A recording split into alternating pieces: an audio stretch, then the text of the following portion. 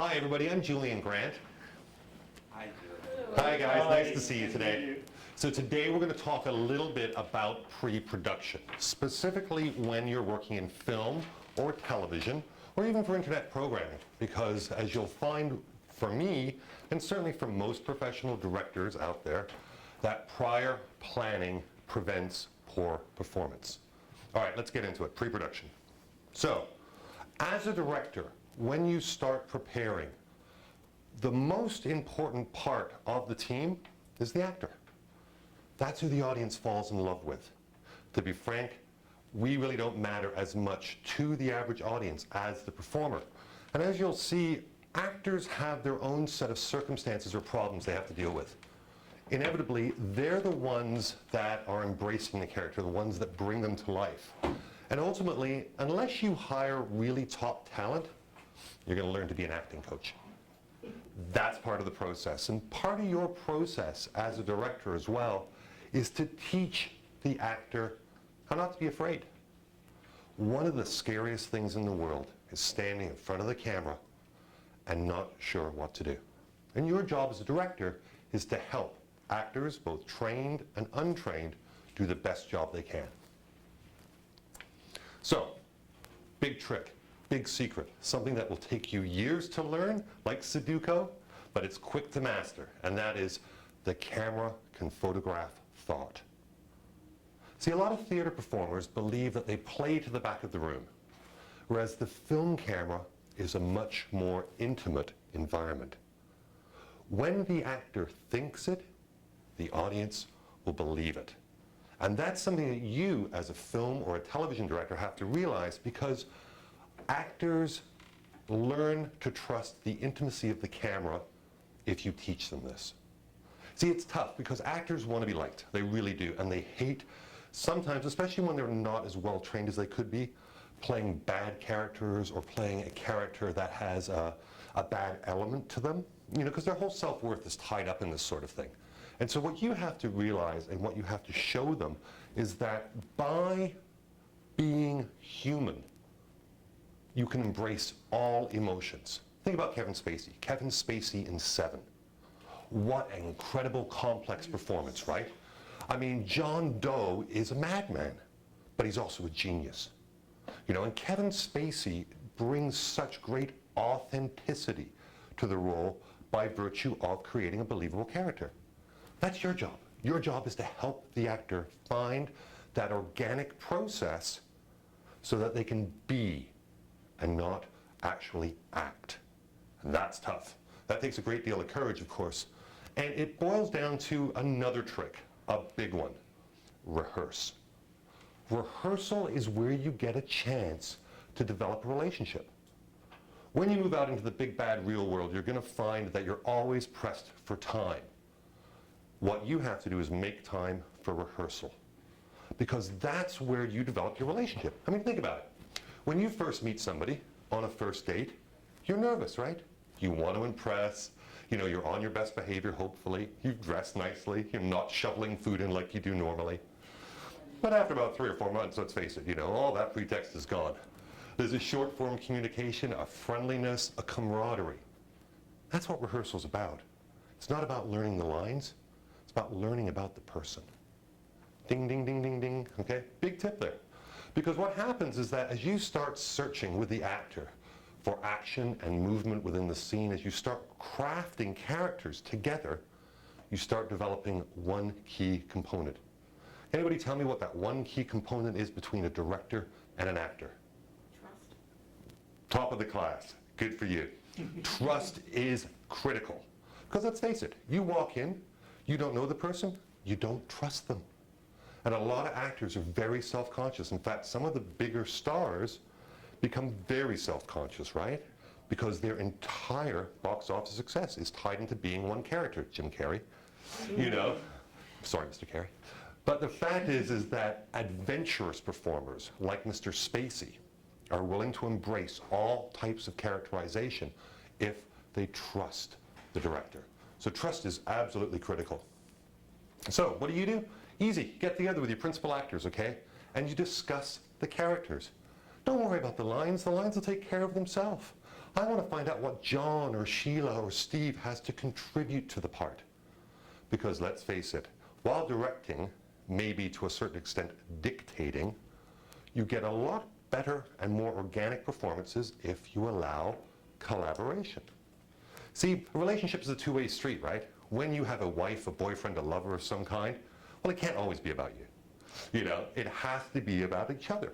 And that's really important when you start developing this relationship with your actors. And, you know, as you start to run through the scenes and you start to think about the performance, you're really cued into the scene, not the lines. So don't get hooked up on, oh, you said that wrong, you didn't do this, you didn't do that. Just be. All right. You're going to be John Doe. You're going to be a madman. You're going to be following the 7 deadly sins and killing people. But what else? And that's what becomes fascinating, because I can promise you, a good actor will have a lot of what else. They will contribute as long as they feel comfortable to contribute. And so that's your job. Your job is to chillax and trust the process and say, okay, what are we going to do together? Let's play.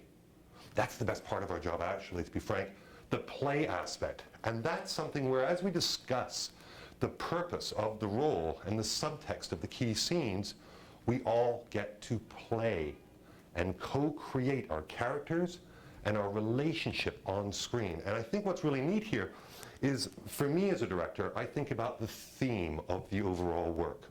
What is the big picture? And I remain open to collaboration. So that way, for example, I made a horror film in which a mutated monster was on the road with his newborn baby. Very hard to make something like that a love story, and one in which you feel sympathy for the monster. And so one of the first conversations I had with the character playing the monster was, how does the audience feel about you? And he said, well, you know, I'm caring for my newborn baby. And even though it's horrible, it's the love of a father for a child. And that's universal. And I said, absolutely. And I've toured around the world and around the corner with this picture. And what's fabulous and fascinating is being in Italy or Germany or Japan and having people come up to you and say, you made me cry. The monster was the good guy. And I said, yeah. And they're like, it's so wonderful because it transcends the idea of monster, and becomes much more human. That's when you're starting to really play and really have fun. So thematic progress in your work is really critical, because for me as a director, I constantly look towards work that speaks to that idea. So that's how one develops a body of work, is working around a thematic process or a thematic story that you might be interested in. So as I get into rehearsals, one of the things that I find is that ultimately actors will be challenged with material. They may not understand everything. Doesn't make them a bad person, it just makes them somebody who's trying to figure it out. There are no wrong questions. I mean, it's much the way I run my class. If you don't know what I'm talking about, hey, ask me a question. You know, you're not going to seem silly or wrong, you know. You're here to learn. And that's what rehearsal is. It's we learn how to communicate. It takes an awful long time to get to that short form communication where you can say, hey, this is what I'd like to do and this is how I think we should do it. Boils down to trust again, doesn't it? You know, and that's what's critical, because when actors start to find that character, it's almost like standing back and watching a child begin to walk, because then they realize, oh, A becomes B becomes C, and as a result, they're able to connect the dots. And that's when the performance becomes alive. And this is all prep. You haven't even set foot on set yet. You haven't picked up a camera. You're doing all of your heavy lifting in rehearsal. And really the key is rehearsal. When you look at your rehearsal and you think about what's critical, ultimately for the actor, it's about staying in focus through an original and organic performance. So what that means is that they learn to trust you, and like a baby, one step after another, they move forward into the role, and you just literally step back. Now all of this happens before you've even set foot on set. You haven't picked up a camera. All of your heavy lifting happens before you make it to the floor. And that's regardless of whether you're shooting film or television, you know, or even an internet web series. You want to take that time in rehearsal to learn the characterization. So ultimately it's about relaxing. It's about looking for tension in your cast. It's about looking for people that are afraid to contribute and find out why. Now don't single them out and say, you, why aren't you contributing? You know, wait for a coffee break. Go for a walk and say, hi, I've noticed how quiet you've been. You know, they may say, I'm just processing, I'm listening, and that's okay. Because everybody processes differently. Some people are more outgoing. You know, I'm a little outgoing, so, you know, I have no problem with jumping in there, you know, and asking questions and demonstrating. But some people aren't that way. So you learn to work with different type of actors. Every actor has their own way of relating. And you have to be sympathetic and listen and hopefully understand what it is that they're trying to portray. Because ultimately, if you want authentic performances, you're going to have to find a way to activate these different type of actors. One of the big problems that happens with young directors is that they believe that they say, act bad. You're the tough guy. You're the bad guy. You're a bitch. You know, and that's probably the worst direction you can ever give. Because you know what? Even a bitch thinks that they're okay, that they're justified in doing what they do.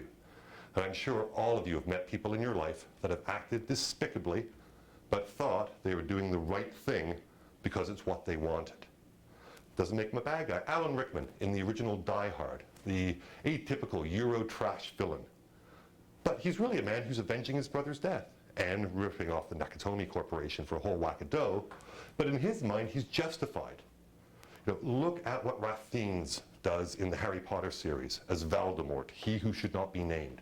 Yes, he's the villain, but he's also the polar opposite of Harry Potter.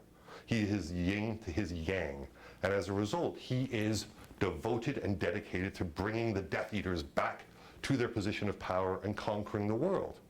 You know, maybe a bit misguided, but it doesn't necessarily make him a bad guy. Even John Doe in Seven, again, has an agenda which is to create his own legacy through death and create a body of work that will be studied, and succeeds in doing so, eventually pushing Brad Pitt over the edge, forcing him to execute him and become, of course, Rage? Rage. Is it Rage? Yeah, I think it is. Anyway, so the trick that we use are action verbs, all right? Action verbs are very, very constant. Directors will use that a lot. And through the course of our lectures today, I'm going to give you some practical examples and give you a bunch of words that you can put in your back pocket and then you can build on as well. And these are really important tips. So, I like to run tape when I shoot rehearsals or I do rehearsals because I like to see what the actors look like on camera. Because that's the other thing too. As we start to develop that trust, I wouldn't bring in a camera on day one, but I'll tell you, by day 3, I'm busting a close-up up in someone's face just to see how they respond and react. You know, I will bring in my cameraman, I might bring in an AD. We'll start to bring the circus in because film acting is about acting in front of a bunch of technicians doing the same thing over and over and over again. It's about repeatable performance. And you get repeatable performance by using action verbs and introducing the circus gradually. If you bring it in too soon, some characters and some actors can be really off-putting. And, you know, to be frank, some have their own agenda. I've worked with stars in the past, no names mentioned, you know, that only have one note. And the reason being is that one note is successful, Jim Carrey. You know, and so that's why you get a Mr. Popper's Penguins, as opposed to the really beautiful work that he does in The Majestic. You know, if you ever get a chance, it was on TV just the other night, I watched it again, and I went, oh yeah, I forgot. He really is a good actor, isn't he? Sorry, Mr. Carrey. So again, actors are physical, okay? And actors love to move, as I'm moving right here, and the camera whips to find me. And unless they're aware of the technical restraints of the medium, they're going to not get their best performance on screen. And this is why the rehearsal process, when you're moving further down the road, important to bring in a camera. Because you can say to them, hi, Jim, we're doing a close-up on you, or we're doing an extreme close-up, and he's moving his head all over the place and he's going crazy. Well, it's not on camera. And if it's not on camera, exactly, it doesn't matter. And that is also very important too, because the technical constraints of film and television are such that you're always playing to the lens, you know, and that's something that a lot of theater actors are not aware of. As a result, they will use the scene in big, sweeping, bold gestures. We're much more intimate. We play things tighter and in a more controlled focus, specifically to the lens. And so that's the type of interaction that you're going to need to develop as a director and help share as well, because ultimately it's about blocking and staging. And we'll talk more about that in the production section of these lectures, okay? But blocking and staging, if you would, is the left brain side of the equation. If the right brain side of the directing equation is being emotional, staying in touch with the character and the organic process, the left brain side is logistics and figuring out how to get your intention realized on frame. So, cast. When it comes to that, cast early, cast often, okay? Don't just settle for your darn friends or your girlfriend or your boyfriend. That's not enough. You're being lazy, okay? Just because your roommate, wants to be an actor doesn't necessarily make him an actor, all right? And by the way, there are no such thing as actresses. They are all actors, all right? Actress is a Hollywood conceit. When you look at auditions, okay? If you can, and if you're casting it yourself, talk to them on the phone. If your spidey sense goes off, i.e. you don't like them on the phone, don't bring them in. How about that one, okay? Or if during the pre-interview with your people you find out that somebody is being a bit of a diva, guess what? Don't bring them in, okay? Unless they're a star, you don't have time, energy, or money to put up with divas. They will drag you down, all right? So ultimately, theater actors are usually comfortable having monologues or prepared piece ready. Fine. If they can, bring that in. We traditionally use cold reads of script examples from the material we're about to shoot and have them come in and play the role of the doctor, the lawyer, the dentist, what have you. It really depends on your process and how you're casting. Here in Chicago, for example, great history of theater, great history. And so we have a wealth of talent from, of course, everything from black box, small theater, all the way up to Steppenwolf and Second City, right? A lot of those performers are bang on the money. It's just about teaching them about the technical constraints of the performance. And a nice way to bring them in is give them a monologue because they know that it's something that they're comfortable with, and then do the script pages that you've sent them as well, okay? So that first audition, look at how they use their body, not just the face, all right? Their body is a physical instrument. Film is a physical instrument, and you want to make sure that while there are constraints to the frame, yonder is the castle of my father. Probably not very good, all right? You want to make sure that, again, they have some kind of juice. When I look for people that are interesting, heck, when I look for teachers and students that are interesting, they're the ones that are contributing back.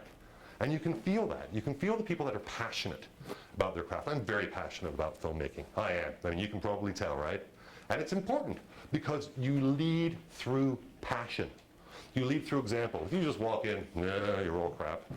You're all disappointing me. This is not very good. Well, guess what you're going to get? What do you think? You're going to get nothing, exactly. But if you walk in there and, again, you've done your rehearsals, you've done the math, you're all excited about the process, people are going to be running to set to hang out with you. People are going to be working night and day to be with you because you're encouraging, you're convincing, and that's what you want to see from your actors as well. So during these auditions, you want to make sure that, again, you're getting some kind of juice back from the actor. And after the audition, watch the tape, okay? Always tape your auditions. You can fall in love in the room and watch it on tape and you go, oh, really? Wow. I've seen it happen. Heck, it's happened to me many times. So, and there's other times where somebody came in and gave a performance that seemed rather flat, but I look at it on tape and I'm like, OMG, these people are insane. I love them. So again, the camera has a magical alchemic art. Don't know what it is. If I did, I'd bottle it and sell it and retire today. But the fact is that it works. And that's why the frame is all important, okay? Don't hire drunks or drug addicts to play drunks or drug addicts, right? Should be a simple thing, but you'd be amazed at how many times I've seen people say, yeah, I hired real meth heads and crack heads to play extras. I'm like, great, how much stuff do you lose? Well, they kind of ripped me off. I mean, it's amazing, okay? Don't get drunks to play drunks. It's easy to be a drunk because drunks are careful not to look drunk. Real drunks are undependable, all right? Having worked with pirates, drug addicts, all kinds of fiends over my life, I can tell you this, avoid them at all costs, all right? So again, watch your recordings. Think about your spidey sense, your intuition. If you see somebody and you go, wow, they're awesome, chances are good they probably aren't awesome, okay? So listen to that little voice and don't be afraid to make a decision. And for gosh sakes, please, please, please, please, please, please make a decision. You know, don't just ask other people, what do you think, what do you think, what do you think, what do you think? You know, it's important for you as the auteur, as the creator, as the director, you know, or as the producer in television, to say this is the person. This is going to be Jack the Giant Killer. This is going to be Quack the Mighty Duck, you know, and then move on accordingly. Call back the actors. If you like them once, check them out a second time. If the first date went well, always check on the second date, because you may be together for an awful long time. Because when you get to that second date, a callback, if you would, throw them a curve, bring a character in and say, hi Jason, we're going to have you play the role of Steve, the axe-wielding maniac. And he's, yeah, well, great, I'm totally good about this, you know, I'm feeling good. I go, good. Now in this scene, Jason, it's a callback.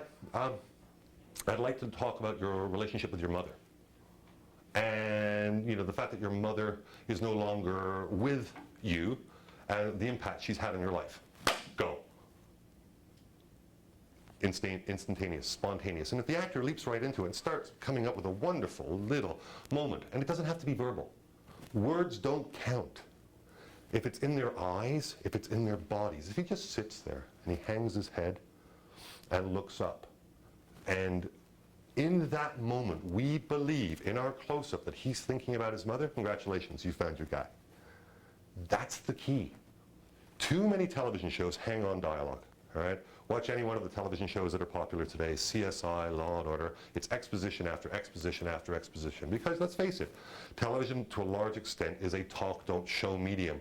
Now that does change for those rare visualists that come to television and create work that is spontaneous and beautiful and visual, cut to anything on AMC or FX, because they are much more cinematic. So when you look at the work of Rescue Me, you look at the work of Sons of Anarchy, you look at the works of Justified, Breaking Bad. There are moments in Breaking Bad that are so brilliantly poetic, you know, that you're just sitting there going, OMG. That's cinematic, you know. So television, again, it does not necessarily have to be expositionally based. In fact, set yourself an example. Try to tell a whole scene without dialogue. Heck, I shot an entire feature film without dialogue. That's The Monster and the Baby film. Now that was a challenge. So, when you meet actors, remember, as a director, as a producer, impact, rhythm and movement, patterns of development, quickness of mind, compatibility with other cast members, very important, okay? You don't need somebody swanning in, all diva-like, demanding their brown M&Ms only, you know, and making everybody's life a living hell. You will meet them, I promise you. Their ability to mimic accents, character, and their capacity for holding on to both new and old instructions. In this scene, sir, I'd like you to play this, that you're trying to convince the other person, you know, that they have to do this. I didn't say be angry, did I?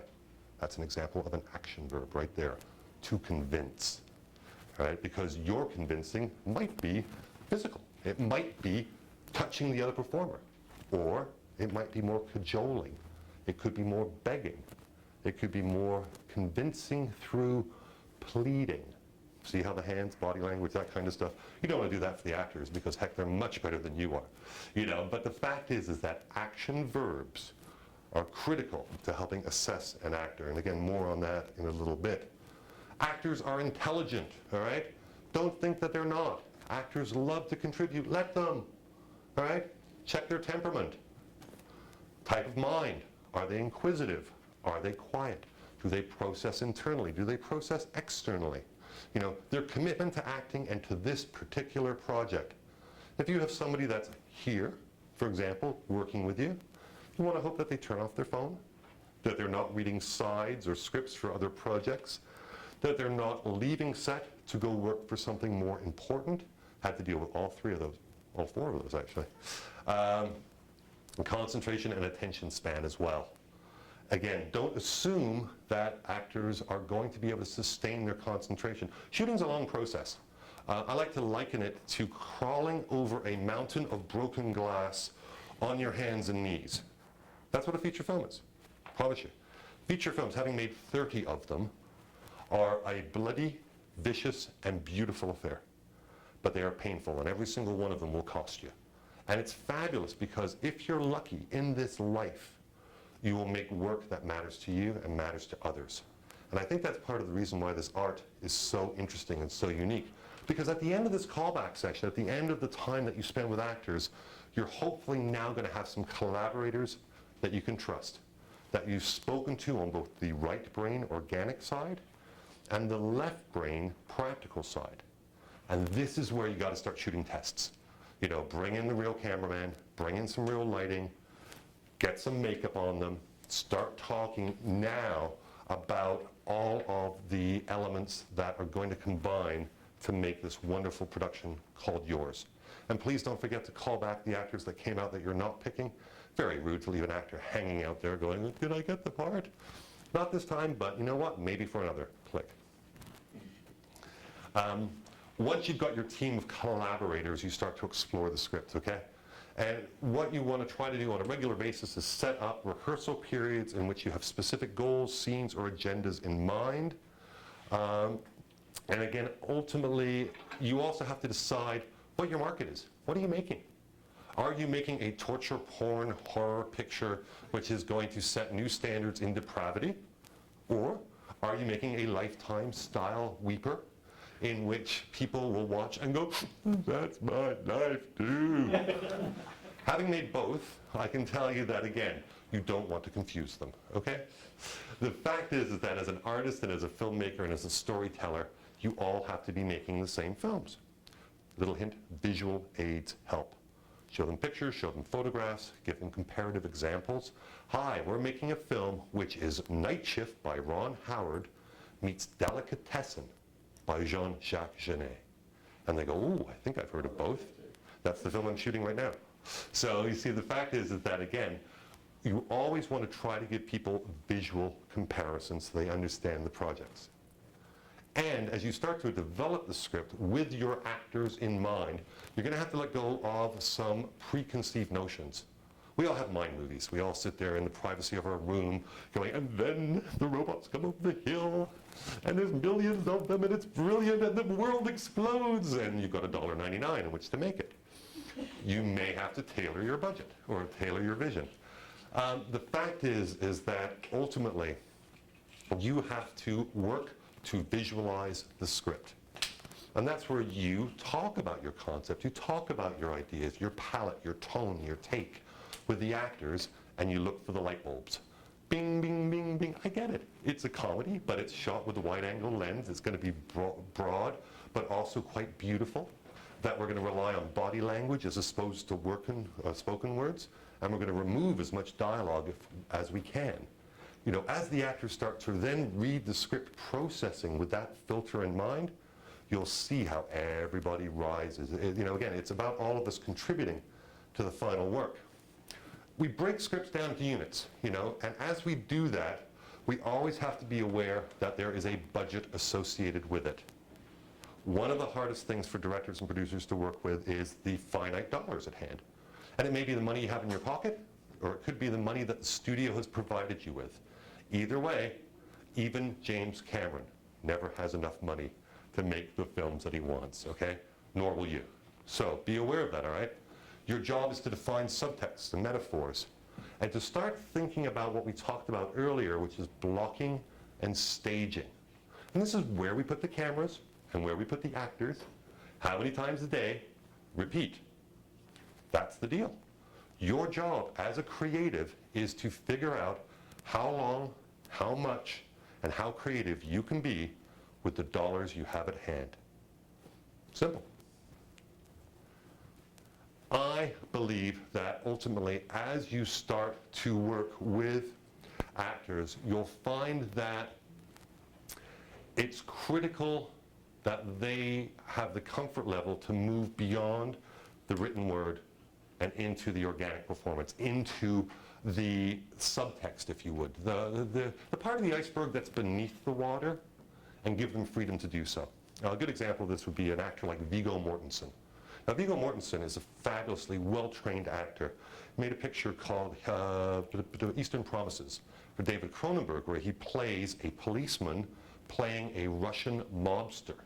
And so Mr. Mortensen got on a train and went to Eastern Europe, and hung out in coffee shops with Russian mobsters. And he found out about the importance of the tattoos and the hierarchy of the tattoos within the prison system.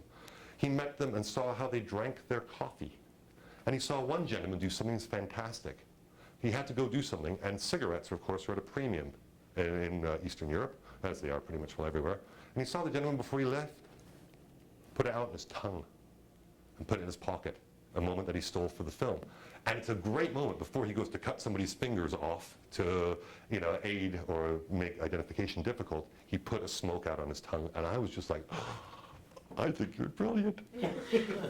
It's little stuff like that. It's little moments that can sometimes add up to greater moments, and they all help define. Remember, as I'm sure many of you will know, a relationship is not based upon declarations of love. It's about our actions. Our actions define us. I'm going to give you another tattoo because this is Chicago. We use tattoos here, represent. On this arm, deeds, not words. All right? Deeds, not words. That's what you want the actors to look at because our actions define us. Our actions tell us that the monster that we've seen in the first scene, eating human flesh, yeah, he's a monster, okay, I get it, he's scary, oops. When you see him cradling his newborn child, regurgitating food into the baby's mouth and helping the baby eat, even though it's disgusting, very touching. And that's what always makes me laugh. There I am in Italy as that scene plays just last month, and I had an audience weeping as this man feeds his child, and he's a horrible monster, and we've done all this stuff, and I'm like, yay, yay, the actors are awesome. It's not about me. It's never about me. It's always, always, always about story. It has to be. If it's not about story, why are you doing this? If you're doing this to get rich, get famous, or get laid, get out. Because, the work is far too hard. The preparation is far too hard. Actors are going to need your help defining the conflict within every scene, because film drama is conflict, right? We know that. We know that from our basic learnings. Drama is conflict. And they need to see what it is. Where do I go to? What is my growth? What is my development? What is my character's arc? How do I move through this canvas called film or television, and how do I define myself? What is my journey? And, you may not always know. I mean, as a screenwriter, you would hope to know. But sometimes it's about working together to decide what that arc is. I did a mini-series on RoboCop, 4 separate movies that played on the Sci-Fi Channel. And for me, it was more than just making a mini-series about a guy that blows shit up. I mean, that's really fun, don't get me wrong. But for me, it was about Alex Murphy, the guy inside the suit, and his arc. And as the picture begins, he's no longer the new kid on the block. He's not the RoboCop you remember. He's old and shop-worn, and they kind of drag him out whenever they got a problem. And the first thing he does is he walks up, and he goes, rather than you're under arrest and all this, is he sees a bad guy and shoots him in the head, and his head explodes. And then he just walks back into his car and drives away. And the audience, to everybody, said, oh my, this is not going to be the TV-friendly version that you've ever seen before. And it's playing right now on Netflix. And what's really interesting, even though I made this miniseries 10 years ago, getting email around the corner, and around the world saying, wow, just discovered this thing on Netflix. This is really dark. This is really subversive. And this is really neat because it's about Alex Murphy. It's not just about blowing crap up. It's why Michael Bay films, are inevitably so boring. Visually, they're quite spectacular. But unless you have something at risk emotionally and you know who these characters are, who cares, right? I mean, giant robots are awesome. I get it. I totally get it. But, after a while, it's kind of like ADD cinema. You're watching going, is that a robot punching another robot? Or what the hell is this ball that's rolling around? And we're cross-cutting every 36 frames, not 36 seconds, every 36 frames. And I'm going, I'm not sure what I just saw. My head hurts. But it looked kind of cool.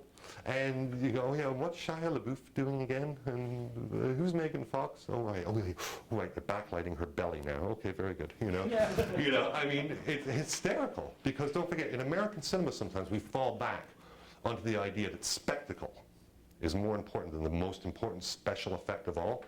You know what that is? Human emotion. That's what makes Precious such a great picture. That's what makes the friggin' Pixar films so great. I defy you not to cry it up. I can attest to that. Yeah, see? They're not even real people, and you're bawling. His wife dies, you're like, it's not fair. You know, that's what Pixar's magic is, because it's all story. You know, and that's what you need to do, okay? As a director, you got to figure out what those moments are. What are those moments that are going to connect with the heart? Because unless you're using that right brain organic process, and you're just talking about the left brain blow crap up side, you're never going to connect with the actor. You don't have to get all fancy and Meisner and Stanislavski on them, okay? You don't have to have a special key or a language in which to unlock the mystery of the ancient theatrical arts. All you have to do is say, how do, yeah, it's, you know, and you can get really caught up in that BS. The most important thing is, how do you feel? You know, let's play this as if. Let's play. And to have the time to play, playing is the best. Playing is sitting down on the floor and getting mud bites and just going, woo-hoo. You know, it's sitting there and just chatting about stuff and having the courage to explore, you know, to give the actors opportunity to find their arc and you to stand back and observe and even better, walk out of the room. So I'll let you guys play for a few minutes. Bye. You know, I do that all the time. Just come back and the actors are rolling around. They're doing God knows what. And I go, how do you feel? And they're like, we like each other. And I'm like, that's great. Show me something. And they show me something, and I crawl around on the floor watching them too. You know, and they're like, how did that feel? I don't have a thought. And they're like, okay, great. We'll do it again. You know, they're learning to trust. They're learning to look. They're learning to feel. And you have to learn not to judge. All right? Judging is one of the biggest problems that most young directors fall into because they don't provide the actor with the encouragement or the feedback that they need. Actors need constant attention. They're like plants. They're like babies. They're like puppies. Okay, it doesn't make them bad. It just means that you need to constantly water, feed, clothe them, and clean up their crap. All right? And if you know that going in, that's totally cool. All right? I walk into every relationship with the actor the same way. You're coming to me dirty, naked, you know, and in need of nourishment. Let's make it happen for you. And what's really exciting there, I find, is that by treating them all the same, I make no preferences, you're my favorite, you're not, you know, I treat them all with the same degree of love, respect, and encouragement. You know, the old saying's true, you get more with honey than vinegar, right? We walk on and you're all judgmental and you're like, you're doing it wrong. Okay, I'll try again. You know, haven't you learned anything yet? Apparently not, you know. Again, without that freedom to interpret, how can anybody play? Because this is play, really structured play on a budget with thousands of millions of dollars tied into it, but it's play. And that's a hard line to walk, okay? Because externally or internally, actors are constantly processing. And you may have to remind them. Because as I'm sure you're aware, we shoot films out of sequence. And the reason being is usually based on location availability or actor availability. Those are the two things that usually provide the biggest problems. Otherwise, heck, we love to shoot it in order. We would love that. Start day one, page one, beautiful. Oh, the Empire State Building's not available that day. Okay, very good. Day one, we're starting with what? We're going to start with the scene in the cafe where they have a large emotional blowout halfway through the picture, and it's the crux of the film in which the entire picture changes from light to dark. Oh, no, we're not. Not on day one. Not on day one. Week two, sure. Day one, can we have them walking to the store? You know, can we have them do stuff that, if I can, I'll reshoot on day 20? Day one is usually useless. Day one is that first, everybody's at the dance going, you go first, no, you go first. You know, and it's just like everybody gets out there and they start dancing. And, you know, it's not kind of working, and they're feeling kind of nervous. And the reality is that those are the days that you want to do shoe leather. A to B, you know, simple stuff, no big emotional context. Get ready for lots of questions. You know, if you've got children or you know children that are 5 years old, how come the sky's blue? You know, how come I'm doing this? How come I'm doing that? How come I'm doing this? You will hear a lot of questions. As a director, I answer 1,000 questions a day on average. So will you. Get used to it, you know? And sometimes the answer is because I told you so. All right? Why am I going from point A to point B? Why not really rather go to here? Well, the reason being is that we've set the dolly track, we've already established the scene, we've already shot the master, you may recall it's your coverage in which we have to do the matching action. Yeah, but how come I have to do it so slowly? Well, because we're on a tighter lens array, and as a result, when moving from point A to point B, we actually move slower so the camera can follow. And we make the decision in the edit as to whether we stay wide or go tight. And as you just saw from the camera demonstration we saw here, I moved slowly so the camera could pan with me. Wasn't that easier, camera? Yes, it was, as she nods her head. All right, be ready to change the speed, like I said, for close-ups, because if you don't, if it's out of focus, you're not going to use it in the film. Never use an out-of-focus shot, okay, unless you're doing some crazy, handy, wacky cam film, and if you are, God bless you. Make sure that, again, when you meet with your cast, you're using every tool that you have to communicate. Visual aids, information, pictures, photograph, movies. I don't care what you use, but help them understand what type of film or movie or television show or internet web series it is that you're making. There's nothing new under the sun, just new ways in which to tell it. Take disparate arts, paintings, photographs, web pictures, illustrations, dream journals, don't care. Let's say we're making a film that's black and white. It's steeped in the shadows of the Grand Guignol. What's the Grand Guignol? I'm glad you asked. It's the French horror theater from the turn of the century. Here's some pictures. Ooh, that looks very cool and spooky. Yes, it is. In fact, in a lot of ways, it's very Burton-esque. Oh, you mean Tim Burton? Yes, I do. Oh, I love Tim Burton. And as a result, then you start to find that language where everybody goes, oh, I get it. So it's like Tim Burton's Sweeney Todd meets a rock and roll film. Yes, that's exactly it. Okay, cool, got it. And as you start to introduce your cast to the material and your crew, you're going to do a table read, and when you get them all around the table, they're all going to get a chance to read together. You're going to get makeup and hair, you're going to get a production designer in there, everybody's taking a little look-see. Oh, she's much prettier in person than I thought. Oh, he's much prettier in person than I thought. Oh, he's much heavier than I thought. All these sort of questions now come to mind. Everybody starts to feel their chops. You know how it is in a classroom. Eventually, there's the tough guy, the tough girl, the class clown, the intelligent one, the one we all love, the one we all hate. There's the late guy, the late girl, and so on and so forth, right? Every dynamic, every film has a different relationship. I love the table reads because I stand there and I look. And I'm like, is this going to be 20 days in heaven? Or is this going to be 20 days in hell? Inevitably, it's both. And as you work with your cast and you start to look at those rehearsals and you start to think about the thematic questions at hand and the practical production problems that are going to pose themselves, you are the one that has to keep the engine going. You are the one that can never be allowed to have a bad day. You're the one that must always walk in on point and on focus. You can't go out clubbing till 4 o'clock in the morning, then show up at rehearsal 4 hours later, stinking of drinks. We go, oh, what are we doing today? Because you know what? Respect will go all the way downhill. You have to lead by example. If you do not lead by example, you have failed. You have failed your craft, you have failed your cast, and you have failed the test of being a creative filmmaker. If you want to get rich, you want to get famous, and you want to get laid, don't do this. This is hard work. This is heavy lifting. This is work that has to be a vocation. It has to be a calling.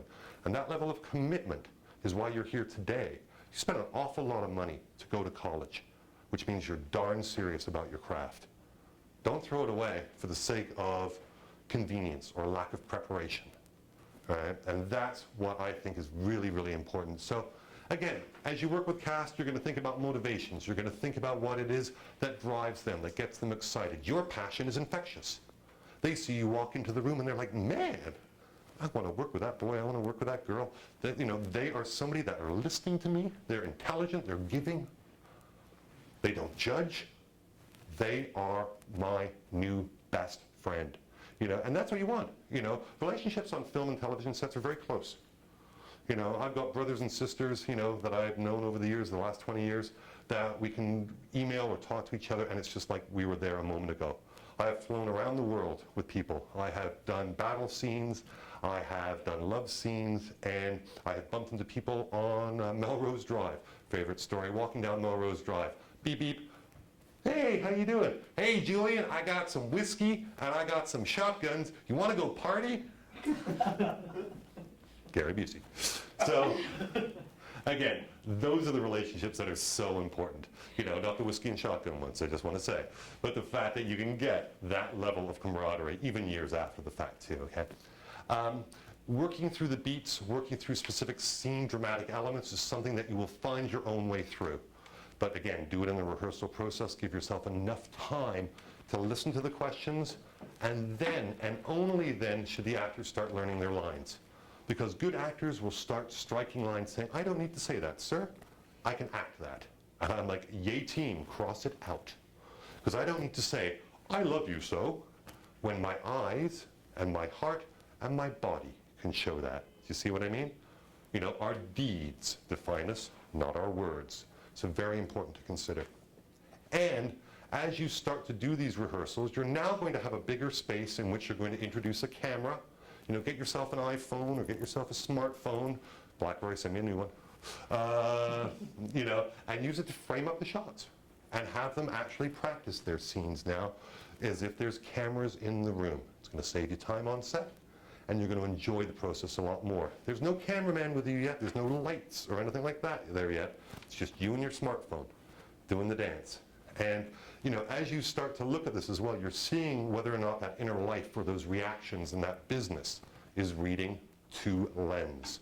Your uneducated, unlit, not Hollywood style, purely documentary style lens. Do I see the love in their eyes? Do I see the anger or passion in their face? Not in their words, but in their performance. Am I seeing this here? Because I'm seeing it on my unadulterated raw lens. By the time we do all of our magic with lighting and makeup, and you know, it'll look fantastic. All right? Also, as you start to look at what the characters need within any given scene, you're going to start realizing that, again, some actors are going to listen and some are not. The ones that do not listen to you need to be taken for the walk. All right? And the walk is simple. We do a rehearsal, we do a scene, I ask for an adjustment or a change in their performance, they don't give it to me. Maybe I'm speaking another language. We do the scene again, I ask for an adjustment, I call for a change, they still don't give it to me. Let's take a coffee break. Come with me. Let's go for the walk. And as we go for the walk, I just make it very clear. And it's like, I gave you 2 specific directions, and yet you chose not to follow them. May I ask why? And if they say, I didn't feel it, you know, or I didn't think it was appropriate, I'd say, well, that's funny. I thought we had a relationship where we were talking. Why didn't you communicate that with me? And they go, well, you know what? Some things I don't feel like I should communicate with you. I said, you know what? I get that. I think I'm going to have to recast. There's a Scooby-Doo moment, okay? You know, and the Scooby-Doo moment is very simple. Yes, it's a collaborative art. Yes, it's one in which you want organic interpretation and contribution, but it's my gosh darn picture. You listen to me, and you do what I say. If you don't want to, explain to me why. And if you can't explain to me why, or if you're power tripping, go. And usually that works out quite fine. You know, again, never mistake my kindness for weakness. I am the kindest human being in the entire world. I will give you the shirt off my back, and I will crush your skull if you cross me. All right? And that's important because as the cast starts to develop their own relationship and understanding of your work, they will respect you. Your parents are not your best friend, are they? They're your parents, okay? And if they are your best friend, re-examine your relationship, all right? The fact is that I am my children's parent. I care and I love and I adore them, but I also correct them when they're wrong. Ta-da! Hello, director. All right? Now, when you work as a director, as you start to rehearse, as you start to tape everything, as you listen and learn and play, you will also start timing the performance, because script pages all have length, don't they, right? If a page is 8/8 or 1 page, you know, and it runs 2 1/8 of a page, that's roughly a page a minute, 2 1/8. They do the scene's 5 minutes long, it's too bloody long, all right? You need to adjust the timing, and so timing is very critical. We use stopwatches, we look at time. Sometimes scenes are better longer, sometimes they're usually better shorter, all right? Again, make sure you're aware of the time, because time is money. And if a scene is 2.5 pages, you know, and you shoot on average in independent world 5 to 7 pages a day, only the rarefied air of big budget films shoot 1.5 to 2 pages a day. You know, TV episodics sometimes can shoot up to 10 pages a day. All right?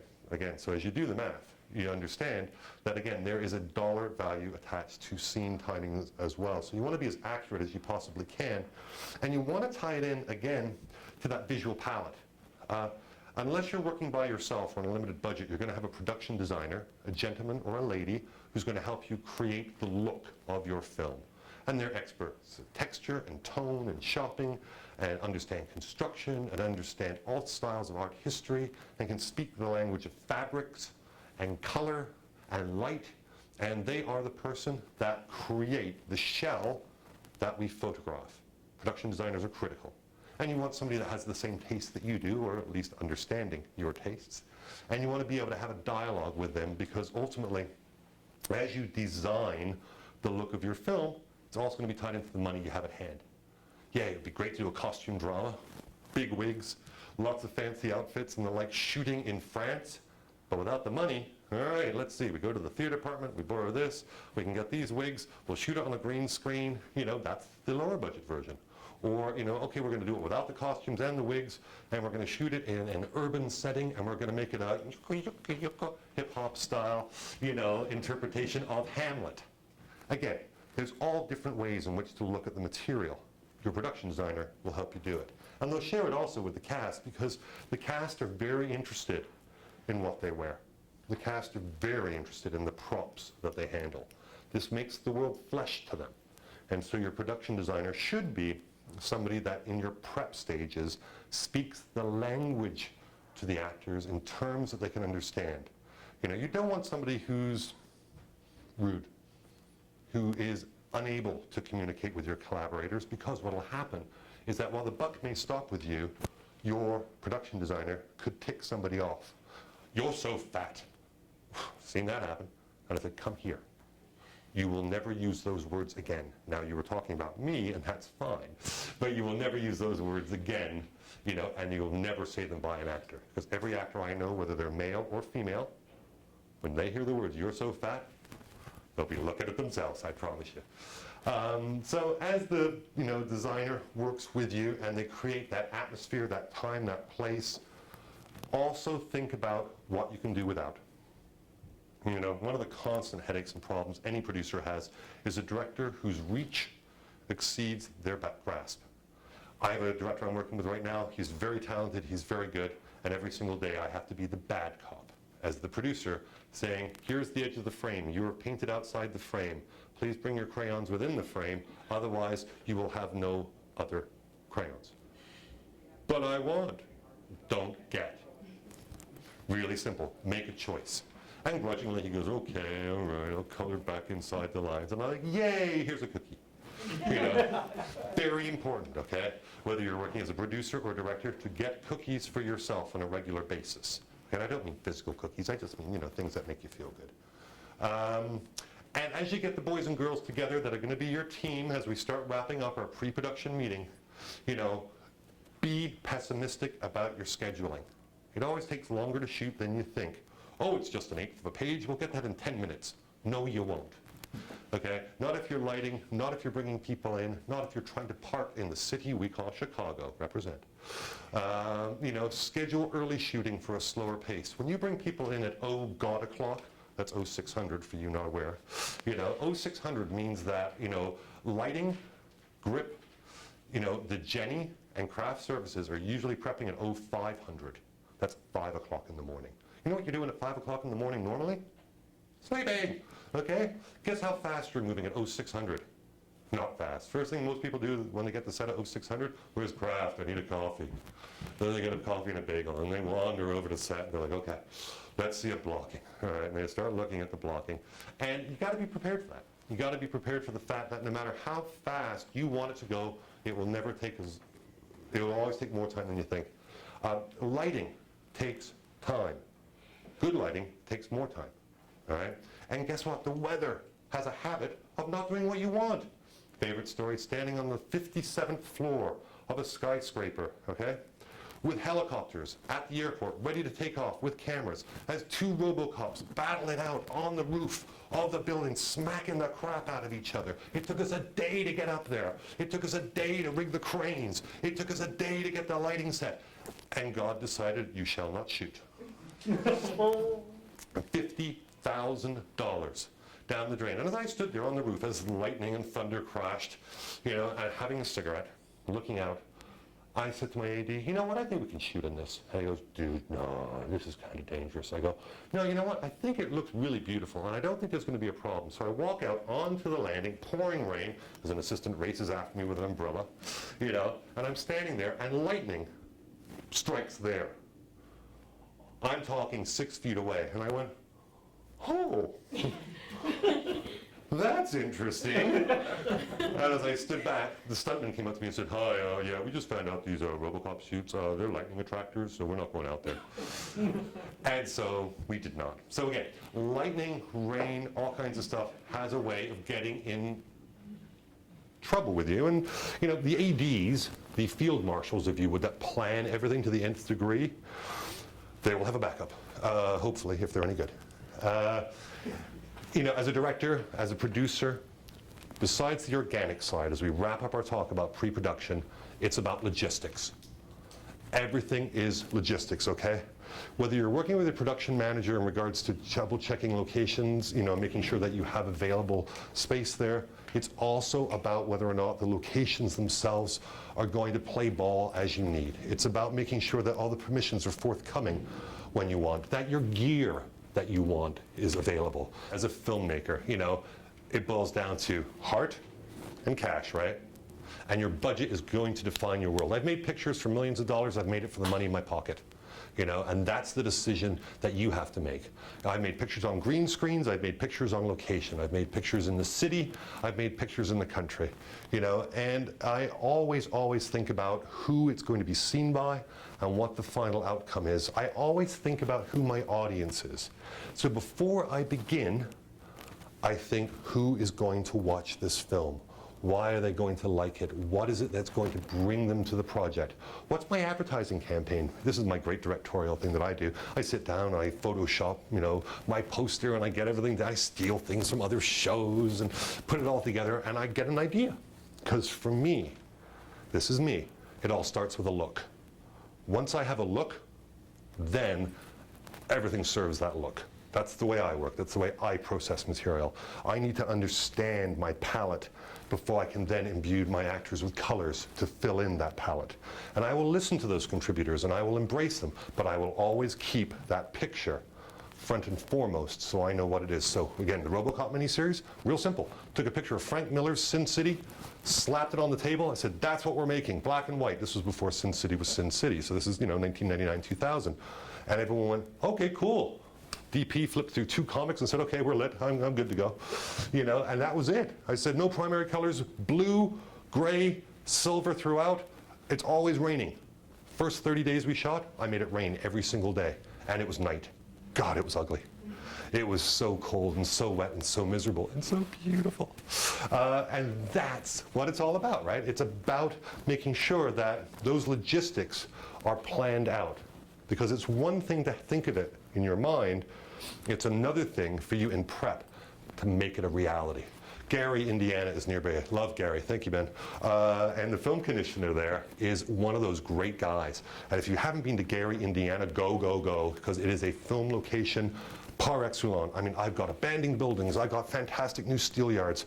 I've got a Sheraton hotel that hasn't been used in 25 years. Oh, this is the kind of stuff that, again, legendary films can be made. So definitely take a trip to Gary, Indiana, Michael Jackson's hometown, to film. And you'll find that you'll save a lot of money, too, because, again, when you start to master your team, and as we finish now our lecture on pre-production, think about the players that you're going to be with.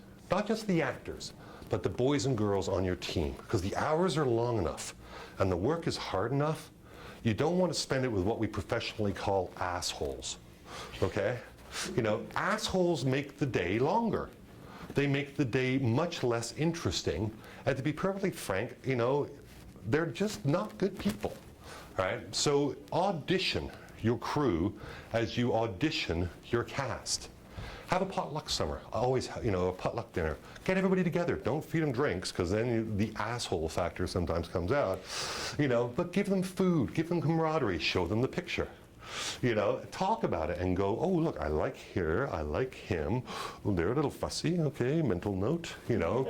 Because at o'clock in the morning, when you go to talk to little fussy may be very fussy, you know, and I've had to deal with both. And I know that when talking to very fussy at first thing in the morning, I need to speak in slow, delicate tones. And eventually, by the end of the day, they're usually fine.